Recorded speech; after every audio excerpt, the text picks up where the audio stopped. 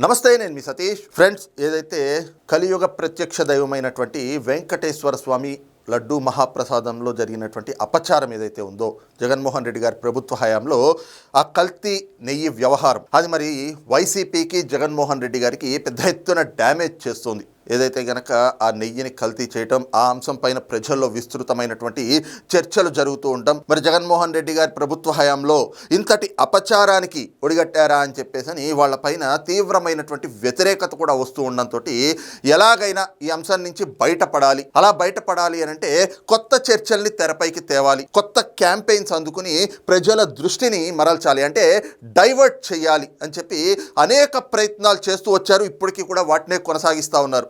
ముందైతే అసలు కల్తీయే జరగలేదు, ఇది కూటమి ప్రభుత్వం మా మీద చేస్తున్నటువంటి రాజకీయ కక్ష అని చెప్పేసి ఆ నినాదాన్ని అందుకున్నారు. కానీ ప్రజల్లో పెద్దగా దానిపైన స్పందన రాలేదు. ఆ తర్వాత చూస్తే అబ్బెబ్బే కల్తీ జరిగింది కానీ జంతు కొవ్వు లేదు, సిబిఐ సిట్టే మాకు క్లీన్ చిట్ ఇచ్చింది అని చెప్పేసి మళ్ళీ ఇంకో కొత్త నినాదాన్ని తీసుకుని కొత్త క్యాంపెయిన్ని ప్రజల్లోకి తీసుకెళ్లడం ద్వారా ఈ అంశం నుంచి బయటపడాలి అనుకున్నారు. కానీ కల్తీ చేశారు కదా, జంతు కొవ్వు లేదు అని చెప్తున్నారు కానీ కల్తీ చేయలేదు అన్నమాట మీరు అనట్లేదు కదా, అంటే మీరు పాపం చేశారు అని ప్రజల్లో నుంచి మళ్ళీ ఒకంత ఆగ్రహావేశాలు వ్యక్తం కావడంతో మళ్ళీ ఒక కొత్త నినాదం, ప్రజల దృష్టి మరల్చాలి అని చెప్పి ఈసారి కొత్తగా హెరిటేజ్ అనేటువంటి అంశాన్ని తెచ్చారు. ఇందాపూర్ అన్నారు, బోలేబాబా తోటి హెరిటేజ్కి లింకులు ఉన్నాయి అంటూ కొత్త ప్రచారాలు తెచ్చి దానిపైన పెద్ద ఎత్తున చర్చా వేదికలు, సాక్షి టీవీలో, సాక్షి పత్రికలో కథనాలు ప్రసారం చేయటం, ప్రచురించటం, ఇవన్నీ చేస్తూ అసలు విషయాన్ని పక్కదారి పట్టిద్దాం అని చెప్పేసి మళ్ళీ ఆలోచనలు చేశారు. ఢిల్లీ హైకోర్టు మొట్టికాయలు వేయడంతో నోరు మూసుకుని ఇప్పుడు హెరిటేజ్ అనేటువంటి మాట ఎత్తకుండా పక్కన కూర్చున్నారు. ఇకపోతే ఈ రోజున మళ్ళీ ఒక కొత్త క్యాంపెయిన్. ఇదేమిటి అంటే జగన్మోహన్ రెడ్డి గారిని కూటమి ప్రభుత్వం హిందూ ద్రోహి అని చెప్పేసి చిత్రీకరించాలి అని చూస్తూ ఉంది, కుట్రలు పన్నుతూ ఉంది అని చెప్పి ఒక కొత్త ప్రచారాన్ని తీసుకొచ్చారు. కానీ జగన్మోహన్ రెడ్డి గారు హిందూ ధర్మ పరిరక్షకుడు, దానికి ఇవే ఆధారాలు, కూటమి ప్రభుత్వము చంద్రబాబు నాయుడు గారే హిందువుల ద్రోహి అని చెప్పేసి ఒక కొత్త కుట్రపూరితమైనటువంటి ఒక క్యాంపెయిన్ని తెరపైకి తెచ్చారు. దాన్ని నిన్నటి నుంచే ప్రారంభించారు. ముందుగా పేర్ని నాని గారితో ఈ క్యాంపెయిన్ ప్రారంభమైంది. మరి ఏమిటి జగన్మోహన్ రెడ్డి గారిని హిందూ ద్రోహిగా చిత్రీకరించేందుకు కూటమి ప్రభుత్వం చేస్తున్నటువంటి ప్రయత్నాలు అని వాళ్ళు భావిస్తా ఉన్నారు. మరి ఆ క్రమంలో పేర్ని నాని గారు ఏం మాట్లాడారు, అందులో మరి ఆయన చెప్పినటువంటి అంశాల్లో వాస్తవాలు ఏమిటి, పూర్తిగా విశ్లేషించుకుందాం. ముందుగా పేర్ని నాని గారి మాటలు విందాం. ఆయన పాప నిన్న చాలా మాట్లాడారు. ఇది నిన్న పేర్ని నాని గారు మాట్లాడినటువంటి మాటలు, పూర్తిగా దాంట్లో ముఖ్యమైనటువంటి అంశాలు మాత్రమే ఇక్కడ తీసుకున్నాము. ఆయన అంటే వాళ్ళు తీసుకున్న క్యాంపెయిన్ ఏ రకంగా ఉంది, మరి ఆ క్యాంపెయిన్లో వాస్తవాలు ఏమిటి అనేటువంటిది కూడా ఒక్కసారి ఆయన మాటలు విన్నాక మనం విశ్లేషించుకుందాం. నారా చంద్రబాబు నాయుడు గారు మాట్లాడతారు, 2019 నుంచి 24 దాకా చాలా సార్లు ఆవేదన పడ్డాడు. ఆయన ఎందుకు ఆవేదన పడ్డాడు? అధికారం పోయిందని ఆవేదన పడ్డావా? నీకన్నా చిన్నోడు 4 పొద్దుల కుర్రాడు రాజకీయాల్లో మీకు కుక్క చావు చూపించాడనా? దేనికైనా అడుగుతున్నాను. రాష్ట్రంలో ఆలయాలపై దాడులు జరుగుతున్నాయి అని చెప్పని రామతీర్థంలో స్వామివారి తలను తీశారు అని చెప్పని ఆయన బాధ కలిగింది. నిజంగా క్రిస్మస్ కి చర్చికి వెళ్ళి దండం పెట్టుకునేటువంటి జగన్మోహన్ రెడ్డి గారు సీఎం గా ఉండగా ఆయన పరిపాలనలో దేవుడి యొక్క ఆలయాల మీద దాడులు జరిగితే, దేవుడి విగ్రహాలు కళంకితం అవుతుంటే ఎవరికి రాజకీయ లబ్ధి? జగన్మోహన్ రెడ్డి గారికి రాజకీయ లబ్ధి వస్తుందా అని అడుగుతున్నాను. చెప్పండి, మీరు లాజిక్ చెప్పండి. ఎవరైనా రాజకీయ లబ్ధి వస్తుందా జగన్ గారికి? కీర్తి కాంక్షతో కదా ఏ రాజకీయ నాయకుడు అయినా, ఏ పాలకుడైనా నిర్ణయాలు తీసుకునేది. మరి తన ఏలుబడిలో, జగన్మోహన్ రెడ్డి గారి ఏలుబడిలో దేవాలయాల మీద దాడులు జరిగితే జగన్ కి లాభమా నష్టమా? మీరు ఒకసారి ఆలోచించేయమని అడుగుతున్నాను. ఎవరికి లాభం? జగన్మోహన్ రెడ్డి గారు ముఖ్యమంత్రిగా ఉన్నటువంటి కాలంలో ఆలయాల మీద దాడులు జరిగితే ఎవరికి లాభం? ప్రత్యర్థిగా ఉన్న చంద్రబాబు నాయుడు గారి కదా లాభం. నేను అడుగుతున్నా, నారా చంద్రబాబు నాయుడు గారు, మీరు కిరాతకుల్ని లేదా కిరాయి మోకల్ని ప్రోత్సహించి గుడుల మీద దాడులు చేయించిన దానికి మీరు వెనక మీరు ఉన్నారా లేదా అని నేను అడుగుతున్నాను. మీ పాత్ర ఉందా లేదా? ఎందుకంటే లబ్ధి మీకే కదా, పొలిటికల్ గెయిన్ మీకే కదా. మరి మీ పాత్ర లేకుండా ఎవరికి అవసరం అని అడుగుతున్నాను. ఇది ఆయన చెప్పొచ్చేటువంటి మాట. ఇదేమిటి అంటే నిన్న మరి ఏదైతే ఈ కల్తీ నెయ్యి వ్యవహారం పైన అసెంబ్లీలో విస్తృతమైనటువంటి చర్చ జరిగింది. అందులో ముఖ్యమంత్రి చంద్రబాబు నాయుడు గారు పవర్ పాయింట్ ప్రజెంటేషన్ ఇచ్చారు. ఉప ముఖ్యమంత్రి పవన్ కళ్యాణ్ గారు మాట్లాడారు. దేవాదాయ శాఖ మంత్రి ఆనం రామనారాయణ రెడ్డి గారు మాట్లాడారు.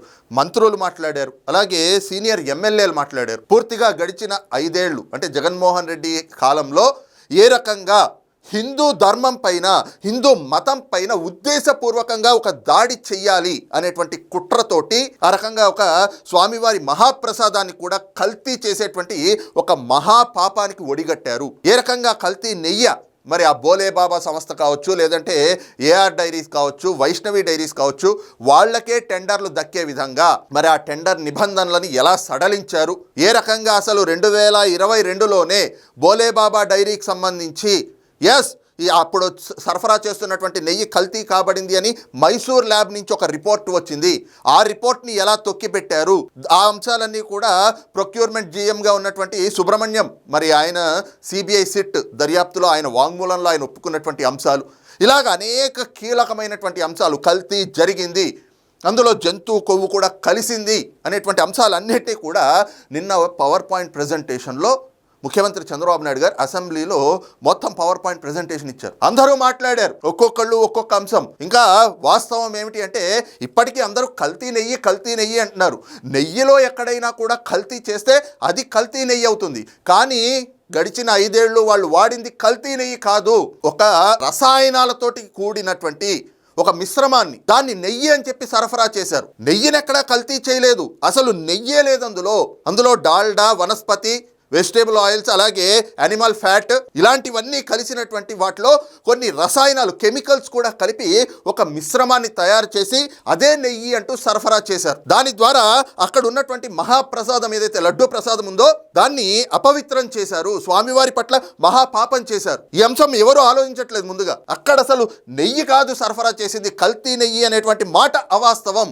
అసలు నెయ్యే సరఫరా చేయలేదు. ఇకపోతే ఆ అంశాన్ని ఈ రోజున మరి ప్రజల్లోకి వెళ్తుంది. ఎందుకంటే అసెంబ్లీలో పవర్ పాయింట్ ప్రెజెంటేషన్ అంటే అసెంబ్లీ సమావేశాలని రాష్ట్ర ప్రజలందరూ చూస్తూ ఉంటారు కాబట్టి ఇప్పుడు కొత్త చర్చ తెరపైకి తేవాలి, ప్రజల దృష్టి మరల్చాలి అని చెప్పేసి ఇది తీసుకొచ్చి ముందుగా ఈయన మాట్లాడిన ప్రతి ఒక్క మాటకి కూడా మరి ఎలాంటి కౌంటర్లు వస్తున్నాయనేటువంటి చూద్దాం. నిన్న చంద్రబాబు నాయుడు గారు మాట్లాడుతూ 2019 నుంచి 2024 మధ్య జరిగినటువంటి సంఘటనలపైన, రాష్ట్రంలో జరిగినటువంటి అనేక సంఘటనలపైన తాను ఆవేదన చెందాను అని చెప్పి అన్నారట.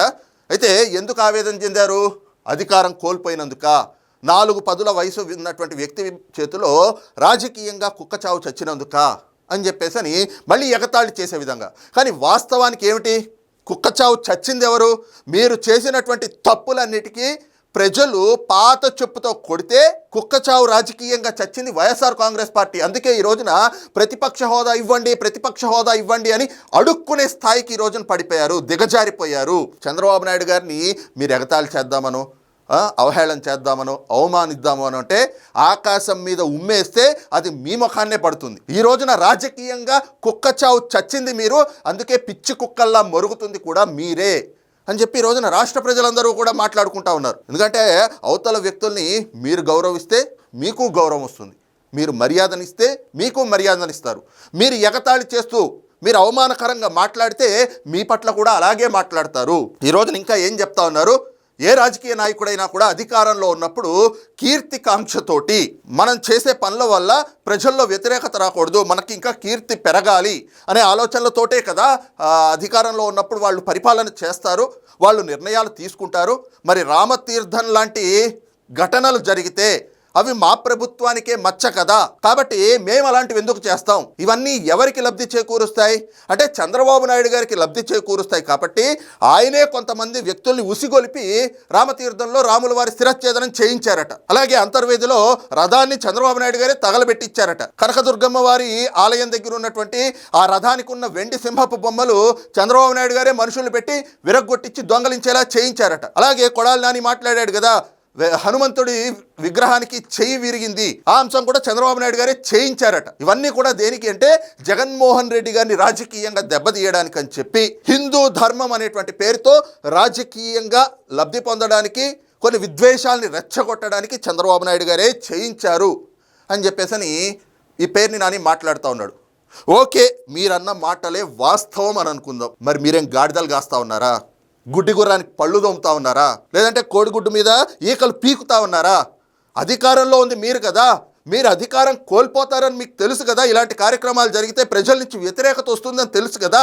నిజంగా రామతీర్థంలో రాముల వారి శిరచ్ఛేదనం చంద్రబాబు నాయుడు గారు చేయించుంటే దాన్ని అధికారంలో ఉండి అధికారం మొత్తం మీ చేతిలో ఉంది, వ్యవస్థలన్నీ మీ చేతిలో ఉన్నాయి, పోలీస్ వ్యవస్థ మీ చేతిలో ఉంది. మరి వాటిపైన విచారణ జరిపించి ఆధారాలతో సహా బయట పెట్టి ప్రజాక్షేత్రంలో ఇదిగో చంద్రబాబు నాయుడు గారే దోషి, ఈ రకంగా తప్పు చేసింది ఆయనే అని నిరూపించి చట్టపరంగా ఆయనకు శిక్ష పడేలా చేసి ఉండొచ్చు కదా. ఎందుకు చేయలేకపోయారు? మీ చేతగాంతనమా, మీ అసమర్థత, మీరు పనికిమాలిన వాళ్ళు అని చెప్పి ఈ రోజున మీరు ఒప్పుకుంటున్నారా? మీరు చేసినటువంటి పరిపాలన పనికిమాలిన పరిపాలన అని మీరు ఒప్పుకుంటున్నారా? లేదంటే ఈ మాటలన్నీ కూడా గుడ్డగాల్చి మీదేస్తే వాళ్లే తుడుచుకుంటారులే అని చెప్పి ఒక కుట్రలో భాగమా? మీ ప్రభుత్వం అధికారంలో ఉన్నప్పుడు మీ ప్రభుత్వానికి చెడ్డ పేరు తెచ్చే విధంగా, అక్కడ విద్వేషాలు రెచ్చగొట్టే విధంగా మీ ప్రత్యర్థులు ఇలాంటి పనులకు పూనుకుంటా ఉంటే మరి మీరు వాటిని కంట్రోల్ చేయలేకపోయారా? అంత అసమర్థులా మీరు? అంత చవటలా, చేతగాని దద్దమ్మలా ముఖ్యమంత్రిగా? మరి అలాంటప్పుడు జగన్మోహన్ రెడ్డి వేస్ట్ కదా. మరి ఈ రోజున ఏ ముఖం పెట్టుకుని ఏ నోటితోటి ప్రతిపక్ష హోదా ఇవ్వండి అని అడుక్కుంటున్నాడు? అది కూడా వేస్టే కదా. ఏది అంతర్వేదిలో రథాన్ని చంద్రబాబు నాయుడు గారు తగలబెట్టించారా? మరి ఆధారాలతోటి బయట పెట్టాల్సింది కదా. అధికారం వెలగబెట్టారు కదా. ఆ రోజున చేవ చచ్చిపోయి ఉన్నారా? లేదా ఇలాంటి రోజు ఒకటి వస్తుంది, మనం సమాధానం చెప్పుకోవాల్సినటువంటి పరిస్థితులు ఏర్పడతాయి అని చెప్పి ఆ రోజు కనిపించలేదేమో. కన్ను మిన్ను కానకొండగా అధికారం చేతిలో ఉంది కదా అని చెప్పి అధికారం మదంతో కళ్ళు నెత్తికెక్కి విర్రవీగినట్లుగా వ్యవహరించారు కదా. కనకదుర్గమ్మ వారి ఆలయం దగ్గర ఆ రథానికి ఉన్న సింహ బొమ్మలు కూడా దొంగల్ని పురమాయించి చంద్రబాబు నాయుడు గారే వాటిని విరంగి కొట్టించి దొంగలించేలా చేశారా? పోలీస్ వ్యవస్థ మీ చేతుల్లోనే ఉంది కదా. ఆ రోజున దర్యాప్తు చేయించి ఇదిగో ఇలా కుట్ర పన్నారు చంద్రబాబు నాయుడు గారు అని చెప్పి చెప్పాల్సింది కదా. ఏమీ లేని స్కిల్ కేసులోనే స్కిల్ డెవలప్మెంట్ స్కీమ్ అనే దాన్ని స్కామ్ అని చెప్పి చంద్రబాబు నాయుడు గారిని కనీస ఆధారాలు లేకుండా అరెస్ట్ చేయగలిగిన వాళ్ళు ఇన్ని కార్యక్రమాలు చంద్రబాబు నాయుడు గారు చేయించి ఉంటే ఆయన ఇంకెన్ని రోజులు పెట్టించవచ్చు జైల్లో? మరి ఆ దిశగా మీరు ఏ రోజైనా కూడా ప్రయత్నాలు చేశారా? విచారణ చేయించారా? పోనీ చేయించలేదు. పోనీ రామతీర్థంలో శిరచ్ఛేదనం చేసింది ఎవడో వాడిని పట్టుకుని జైల్లో పెట్టించారా? అంతర్వీధిలో రథాన్ని తగలబెట్టింది ఎవరో వాళ్ళకి శిక్ష పడేలా చేశారా? హనుమంతుడు చెయ్యి విరగ్గొట్టింది ఎవరో వాళ్ళకి శిక్ష పడేలా చేశారా? వాళ్ళని పట్టుకుని ప్రజల ముందు చూపెట్టారా? చట్టం ముందు నిలబెట్టారా? కనకదుర్గమ్మ వారి ఆలయం దగ్గర ఆ రథానికి సింహ బొమ్మలు ఎవరు విరగ్గొట్టి దొంగలించుకెళ్లారో చూపించారా? నిరూపించారా? మరి ఏమీ చేతగాని మీరు చవటలు కాకపోతే ఇంకేమవుతారు? మీరు చవటలు అన్నారు కాబట్టే, మీరు చవటలు అయ్యారు కాబట్టే ప్రజలు ఈ రోజున 11 స్థానాలకి మిమ్మల్ని పతనం చేశారు. ఇవాల్టికి కూడా వచ్చి కుక్కచావు చచ్చింది చంద్రబాబు నాయుడు గారు కాదు, మీరు. జగన్మోహన్ రెడ్డి, వైఎస్ఆర్ కాంగ్రెస్ పార్టీ ఈ రోజున రాజకీయంగా కుక్కచావు చచ్చింది. అందుకే పిచ్చి కుక్కల్లా మొరుగుతా ఉన్నారు. మీరు గుడ్డగాల్చి మీదేసేస్తే దానివల్ల మనకి ఏదో ఒరిగిద్ది అని అనుకుంటా ఉన్నారు. ఈ రోజున మీరే చెప్పుకుంటా ఉన్నారు జగన్మోహన్ రెడ్డి హిందూ ద్రోహి అని. ఎవరో చెప్పట్లా, మీరే చెప్పుకుంటా ఉన్నారు. ఇంకా మాట్లాడాడు ఈ మనిషి. 2014 నుంచి 19 దాకా రాజధానిగా ఉన్నటువంటి విజయవాడ నడిబొడ్డులో ఎన్ని ఆలయాలను కోల్పోయించారు? ప్రశ్నిస్తున్నాను. ఇది భక్తికి సంకేతమా? దేవుడంటే భయానికి సంకేతమా? దేవుడంటే బరితెగింపుకి సంకేతమా? మీరు చెప్పండి. పాప భీతి లేకుండా, దేవుడంటే భయం లేకుండా, భక్తి లేకుండా ఇన్ని ఆలయాలను ఈ రకంగా యథేచ్ఛగా బరితెగించి కూల్చేయటం అంటే ఏమంటారు? దాన్ని మీరు భక్తి అంటారా? భక్తి నిరూపణ అంటారా? మీ భక్తికి తార్కాణం అంటారా? ఏమంటారు? కూటమి ప్రభుత్వం వచ్చిన తర్వాత ప్రసిద్ధి కాశీనాయన క్షేత్రాన్ని కూల్చేసింది ఎవరు? క్షేత్రమైన కాశీనాయన క్షేత్రాన్ని మీ శాఖ అధికారులు నీ ఆదేశాలు లేకుండా కూలగొట్టారా? ముఖ్యమంత్రి గారు ఆదేశాలు లేకుండా కూలగొట్టారా? ఎవరిని నమ్మమంటారు? ఎవరిని నమ్మంటారు? పవన్ కళ్యాణ్ గారు ఏ ఒక్క రోజున్నా మీ జన్మలో, మీ రాజకీయ జన్మలో, మీ జీవితంలో ఒక్క రోజున్నా జగన్మోహన్ రెడ్డి గారి లాగా ఒక్క కార్యక్రమం చేశారు? మీరు బెదవాడలో కూల్చినటువంటి అన్ని ఆలయాలు జేసీబీలతో, ప్రొక్లైన్లతో ప్రతి ఆలయాన్ని జగన్మోహన్ రెడ్డి గారు నిర్మాణం చేయించాడు. మీరు క్రైస్తవుడు క్రైస్తవుడు క్రైస్తవుడు అని చెప్పని ఇది చూస్తా ఉన్నాం కదా. ఏమిటి చంద్రబాబు నాయుడు గారు 2014 నుంచి 2019 వరకు విజయవాడలో ఉన్న అనేక ఆలయాల్ని జేసీబీలతోటి, ప్రొక్లైనర్లతోటి కూలగొట్టించారట. అలాగే కాశీనాయన క్షేత్రం కూటమి ప్రభుత్వం వచ్చిన తర్వాత మీ ఆదేశాలు లేకుండానే అక్కడ అధికారులు ఆ క్షేత్రానికి ఉన్నటువంటి ఆ భోజనశాల మండపాలని వాటిని కూలగొడతారా? ఇవి మీరు చేసిన పాపాలు. కానీ జగన్మోహన్ రెడ్డి గారు, చంద్రబాబు నాయుడు గారు 2014 నుంచి 2019 వరకు కూలగొట్టినటువంటి ఆలయాలు ఏవైతే ఉంటాయో వాటన్నిటినీ ఆయన నిర్మించాడంట. ఇక్కడ కొన్ని అంశాలు మాట్లాడుకుందాం. ఎక్కడైనా కూడా రాష్ట్రంలో ఒక మత విశ్వాసాలు లేదా ఒక దేవాలయాలు, ఒక ప్రార్థనాలయాలు ఇలాంటివి ప్రభుత్వము అనవసరంగా కూలదోస్తూ ఉన్నా, లేదు ప్రభుత్వం వ్యవహరిస్తున్నటువంటి తీరు పైన ఎక్కడైనా కూడా ఆక్షేపాలు ఉన్నా కూడా న్యాయస్థానాలు సుమోటోగా అంశాలు తీసుకుంటాయి. ఎందుకంటే అవి మత విశ్వాసాలు, మత విద్వేషాలని రెచ్చగొట్టేటువంటి అంశాలుగా మారి రాష్ట్రంలో శాంతి భద్రతలకి దెబ్బతీసేటువంటి అంశాలుగా పరిణమిస్తాయి. కాబట్టి అది రాష్ట్రానికి ప్రమాదకరం. కాబట్టి న్యాయస్థానాలు ఇన్వాల్వ్ అవుతాయి. మరి ఆ రోజున ఆలయాలు కూలగొట్టిన మాట వాస్తవం కాదా అంటే, ఆలయాల్ని కూలగొట్టడం కాదు, ఆలయాల్ని తొలగించారు. మరి ఆలయాలు తొలగించడం కూడా తప్పే కదా అనొచ్చు. కానీ అక్కడ విషయం ఏమిటి అంటే, మనకి సుప్రీం కోర్టు కూడా ఇచ్చినటువంటి ఆదేశాలు ఏమిటి, మనకున్నటువంటి చట్టాలు కానీ మనకున్నటువంటి రాజ్యాంగాలు కానీ చెప్తున్నటువంటి అంశాలు ఏమిటి. ఈ రోజున మనము విశ్వాసాలు, మత విశ్వాసాలు, దేవుళ్ళు, వాళ్ళ పట్ల భక్తి భావన ఎలా అయితే ఉండాలి అనేటువంటిది ఉండకూడదా అంటే ఉండాలి. ఎస్, ఖచ్చితంగా దేవుడు అంటే భయము ఉండాలి, భక్తి ఉండాలి. అదే సమయంలో మనం ఈ రోజున అభివృద్ధి కూడా చెందాలి. ఆ అభివృద్ధి పనులకి ఆలయాలు కానీ, ప్రార్థనాలయాలు కానీ, మసీదులు కానీ, చర్చిలు కానీ ఇలాంటివి ఎక్కడైనా కూడా ఒక రోడ్లు వేసేటువంటి దగ్గర, రోడ్డు మధ్యలో చర్చ్ ఉంది, లేదంటే కనుక ఆ రోడ్డు అటు నుంచి వెళ్ళాలి, ఇంకొక మార్గం లేదు అనుకున్నప్పుడు అక్కడ వెయ్యాలి అంటే ఆలయం అక్కడ అందరితోటి సంప్రదింపులు జరిపి ఆలయాన్ని అక్కడ తొలగించి దానికోసం ఇంకో చోట ప్రత్యేకంగా స్థలం కేటాయించి ప్రభుత్వమే ఆ ఆలయాన్ని నిర్మించాలి. అవే కార్యక్రమాలు జరిగినాయి. ఈ రోజున మనం వారధి ఫ్లైఓవర్ చూసుకున్నా, ఏదైతే కనకదుర్గమ్మ వారి దగ్గర ఆ ఆలయం దగ్గర ఉన్నటువంటి ఆ ఫ్లైఓవర్లు, ఈ రోజున ఏదైతే విజయవాడ ఆ ప్రాంతం అభివృద్ధి కోసం, ఆ ప్రాంత అభివృద్ధికి ఫ్లైఓవర్లు వేసుకున్నాం, రోడ్లు వేసుకుంటా ఉన్నాం. ఒకప్పుడు ప్రయాణానికి ఇప్పుడు ఉన్నటువంటి ప్రయాణానికి ఎలా వచ్చింది వ్యత్యాసం అంటే, అభివృద్ధి చేశారు కాబట్టి ఆ అభివృద్ధి పనులకి గుళ్ళడ్డు వస్తే వాటిని అక్కడ తొలగించి ఇంకొక చోట స్థలం కేటాయించి అక్కడ నిర్మాణాలు కూడా ప్రభుత్వమే చేపట్టుతుంది. అవే జరిపారు. అయితే ఈ రోజున వాటిని తీసుకొచ్చి చంద్రబాబు నాయుడు గారు కూలదోశారు. న్యాయస్థానాలకు తెలియదా? అలా కూలదోస్తా ఉంటే అక్కడ ఉన్నటువంటి హిందూ ధర్మం పరిరక్షకులు, హిందూ సంఘాలు వీళ్ళంతా కూడా చూస్తూ కామ్గా ఊరుకుంటారా? వాళ్ళు న్యాయస్థానాలకు వెళ్ళరా? ఇది ప్రభుత్వం చేస్తున్నటువంటి దుశ్చర్య అని వెళ్ళుండేవాళ్ళు కదా. వెళ్ళకపోవడానికి కారణం ఏమిటి అంటే, వాళ్ళకు కూడా తెలుసు. మరి జగన్మోహన్ రెడ్డి గారు వచ్చిన తర్వాత అవన్నీ నిర్మాణాలు చేపట్టారు అంటే ఎక్కడ చేపట్టారు? అంతకు ముందు ప్రభుత్వం ఎక్కడైతే నిర్మించాలి అని చెప్పి స్థలాన్ని కేటాయించిందో, ఎక్కడైతే నిర్మాణ పనులు ప్రారంభించిందో అక్కడే చేశాడు కదా. నిజంగా చంద్రబాబు నాయుడు గారు చేసినటువంటి పనులన్నీ కూడా తప్పైతే జగన్మోహన్ రెడ్డికి అలవాటే కదా రివర్స్ టెండరింగ్ అని చెప్పి. ఆ రివర్స్ టెండరింగ్ పేరుతోటి పోలవరం పనులని, పోలవరం కాంట్రాక్టులు వీటన్నిటిని రివర్స్ చేసిన జగన్మోహన్ రెడ్డి ఆ వారధి ఫ్లైఓవర్ కూలగొట్టేవాడు కదా. కనకదుర్గమ్మ వారి ఫ్లైఓవర్ కూలగొట్టించేసి మళ్ళీ ఎక్కడైతే ఆలయాలు కూల్చేశారో అక్కడే తెచ్చి పెడితే, ఇదిగో మా జగన్మోహన్ రెడ్డి హిందూ ధర్మ పరిరక్షకుడు, అందుకే ఎక్కడి నుంచి అయితే ఆలయం తొలగించారో అక్కడే తీసుకొచ్చి పెట్టాం అని చెప్పుకునేవాళ్ళు కదా. అలా ఎందుకు చేయలేదు అంటే, మీకు అన్నీ తెలుసు కానీ దొంగ నాటకాలు ఆడతారు. కేవలం మతం పేరు చెప్పుకుని హిందువులను ఒక ఓటు బ్యాంక్గా వాడుకోవడానికి మాత్రమే ఈ రోజున ఈ నంగరాచి నాటకాలన్నీ ఆడుతూ ఉన్నారు వైఎస్ఆర్ కాంగ్రెస్ పార్టీ నాయకులు, తప్పితే ఇంకోటి లేదు. ఈ రోజున జగన్మోహన్ రెడ్డి హిందూ వ్యతిరేకి. జగన్మోహన్ రెడ్డి 5 ఏళ్ళు అధికారంలో ఉన్నప్పుడు ఏ రకంగా మత మార్పిళ్లు జరిగినాయి. ఆయన మేనత్త విమలారెడ్డి గారు ఎన్నికల సమయంలో మనం చూసాం కదా, ఏ రకంగా ఓట్లు కొనుగోలుకి క్రిస్టియన్లు కాదా, కేవలం క్రిస్మస్ రోజు మాత్రమే జగన్మోహన్ రెడ్డి చర్చికి వెళ్తాడా? మరి వైఎస్ రాజశేఖర రెడ్డి జయంతికి, వర్ధంతికి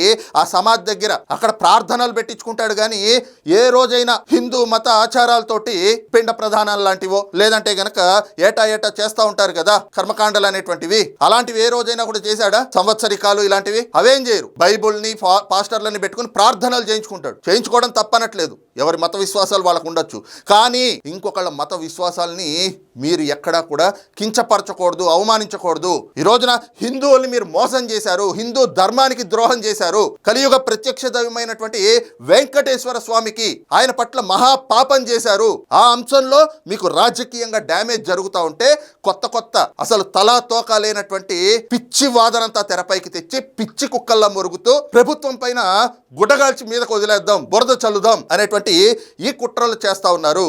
వీటి వల్ల మీకు రాజకీయంగా ఎలాంటి ఉపయోగం ఉండకపోగా ప్రజల్లో మరింత పల్చరైపోతారు, మరింత చులకనైపోతారు, ఇంతకంటే దిగజారుడు ఉండదు అన్నటువంటి అభిప్రాయాలు కూడా రాజకీయ పరిశీలకుల నుంచి వ్యక్తమవుతా ఉంది. మరి వైసీపీ చేస్తున్నటువంటి ఈ కొత్త ప్రచారాలపైన మీ అభిప్రాయం ఏమిటనేటువంటిది కింద కామెంట్ సెక్షన్లో మెన్షన్ చేయండి. Thank you.